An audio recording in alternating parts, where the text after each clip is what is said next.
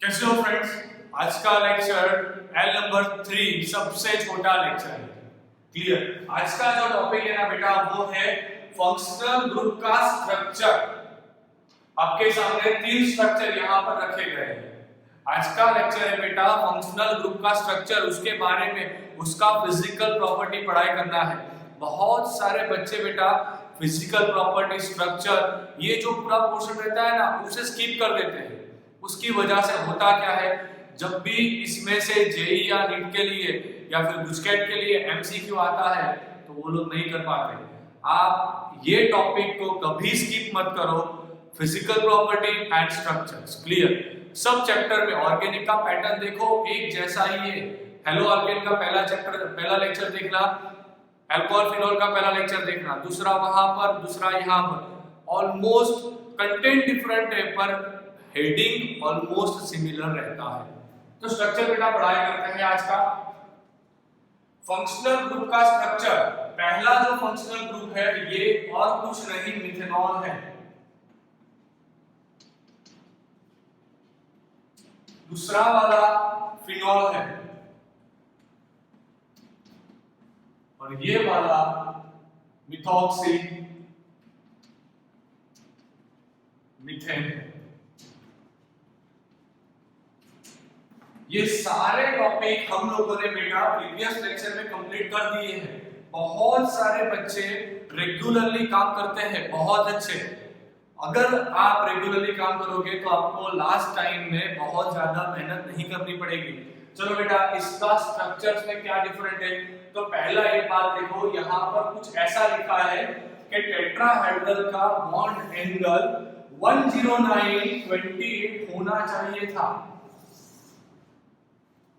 ये दिया गया है कि टेट्राहेड्रल का बॉन्ड एंगल 109.28 होना चाहिए पर नहीं है।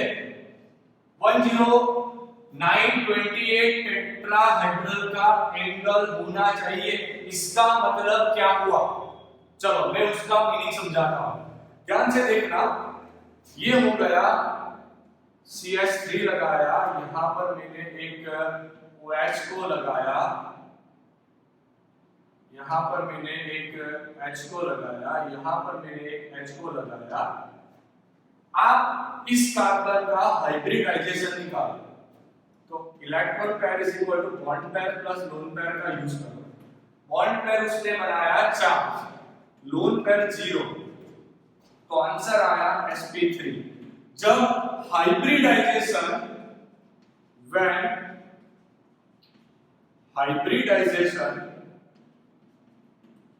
is sp3,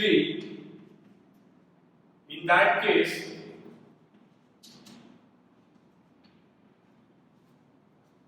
से क्या होना चाहिए, very good, tetrahedral.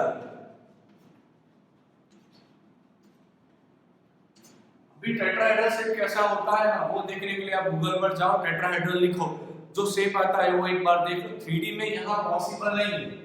Clear.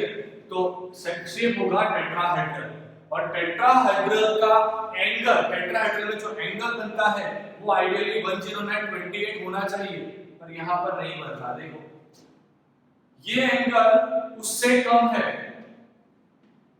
Less than 109।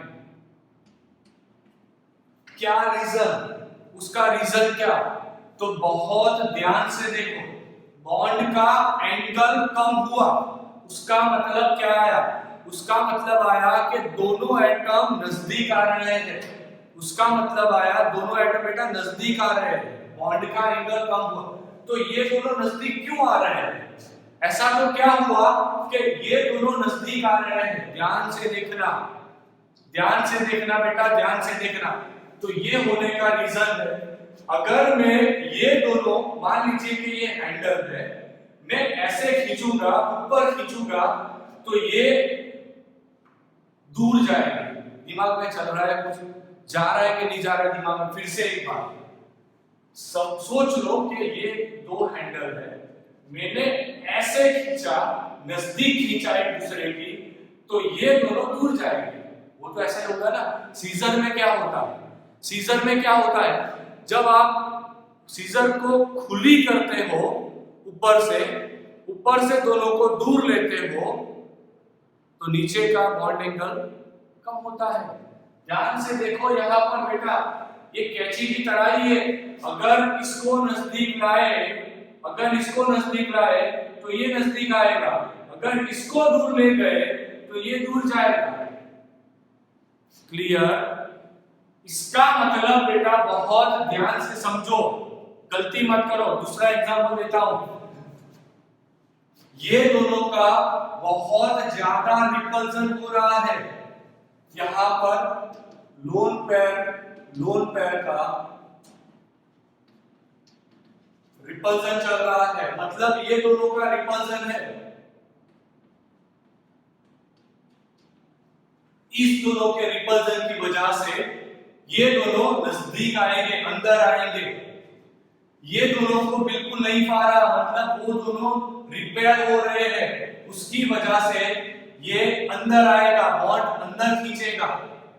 3D में समझाना आसान होता है, पर यहाँ पर बेटा आप एक बात याद रखो, कोई रॉकेट साइंस मत लगाओ, बहुत आसान चीज लगाओ कि जब लोन पेयर का ऊपर से रिपल्सन हो रहा है, उसकी वजह से ये दोनों नजदीक आ रहे हैं। मतलब बॉन्ड एंगल होना चाहिए था 109 पर आएगा 108। अब यहाँ पर देखो तो ऐसा रिपल्सन का बहुत बड़ा फैक्टर यहाँ पर काम नहीं करता, बॉन्ड एंगल 109 ही फिनॉल में रहता है। अब जब बात आती है ईथर की, तो उस केस में देखो वो टेट्राहेड्रल एंगल से ज्यादा है, तो उसका रीजन ये है, LP का रिपल्सन तो चल रहा है, पर ये दोनों ग्रुप बहुत बड़े हैं, दोनों ग्रुप बेटा बहुत ही बड़े हैं। उस वजह से होता क्या है कि वो लोग दूर जाते हैं, नजदीक नहीं आते। दो मिथाइल का जो इलेक्ट्रॉन क्लाउड रहता है ना, वो एक दूसरे से रिपेल होता है, इस वजह से ये वाला बॉन्ड एंगल सबसे ज्यादा आएगा। फिर से एक बार बेटा ध्यान लगाओ, सब यहाँ पर टेट्राहेड्रल से कम, यहाँ पर टेट्राहेड्रल जितना, यहाँ पर टेट्राहेड्रल से ज्यादा, खत्म। यही याद रखना है, खत्म। दूसरा फैक्टर, आज का दूसरा फैक्टर, आपको क्वेश्चन होगा सर यहाँ पर टेट्राहेड्रल से कंपेयर क्यों किया? चलो कंपेयर करते हैं। ऑक्सीजन का हाइब्रिडाइजेशन निकाल, यहाँ पर ऑक्सीजन का हाइब्रिडाइजेशन निकाल, कितना आएगा? Ep Bp + Lp निकाल। ऑक्सीजन का बॉन्ड पेयर कितना? 2। ऑक्सीजन का लोन पेयर कितना? 2। आंसर आया 4, मतलब ऑक्सीजन sp3 में ही है। तो ये जो बॉन्ड बना है बेटा, ये वाला बॉन्ड, ये थोड़ा डिटेल में चलते हैं, ये वाला बॉन्ड sp3 सिग्मा ऑर्बिटल से बना है, ये वाला बॉन्ड sp3 सिग्मा ऑर्बिटल से बना है बेटा, मतलब ये उसका से टेट्राहेड्रल ही होगा, इसका से टेट्राहेड्रल ही होगा। यहाँ पर भी यही चीज है, यहाँ पर लोन पेयर होगी। क्लियर? अब बात आती है बेटा बॉन्ड लेंथ के बारे में। ध्यान से देखो, फिगर में ध्यान से देखो, CO का बॉन्ड लेंथ 142, यहां पर 141, मतलब उतना ज्यादा डिफरेंस नहीं है, पर यहां पर 136 जहां पर डिफरेंस आ रहा है। तो फिनॉल में CO का bond length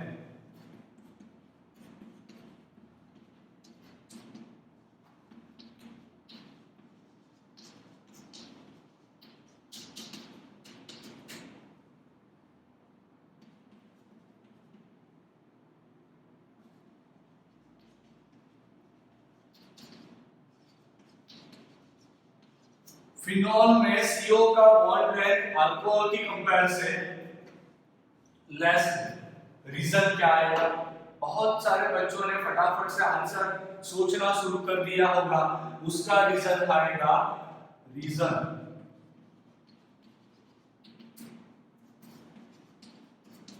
due to resonance it attained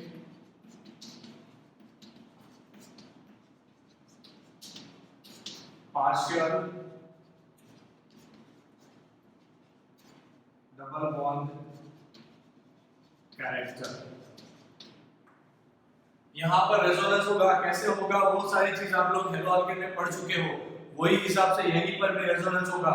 उसकी वजह से ये वाला बॉन्ड लेंथ कम आएगा इसकी कंपेयर में, इसकी कंपेयर में।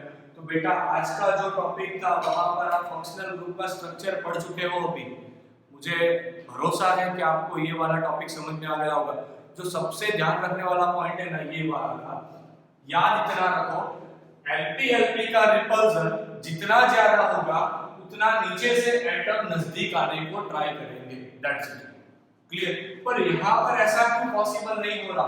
यहाँ पर एलपी का रिपल्सन हो रहा है पर नीचे के एटम बहुत बड़े हैं, उस वजह से ये बॉन्ड एंगल बढ़ता है, कम नहीं होता। Is it clear? थोड़ा एक्सेप्शन हर जगह पर केमिस्ट्री में आपको देखने को मिलेगा, एक्सेप्शन ही याद रखना है, ये डेटा याद रखना पड़ेगा। अगर स्ट्रक्चर ऑफ एटम वाला क्वेश्चन पूछा जाता है तो ये पूरी चीजें समझानी पड़ेगी। तो बेटा don't forget to write regular notes लिखो, उस नोट्स को रेगुलर अपने हिसाब से रिवाइज करते रहो, क्लियर। और don't forget to like and share and comment, okay, thank you.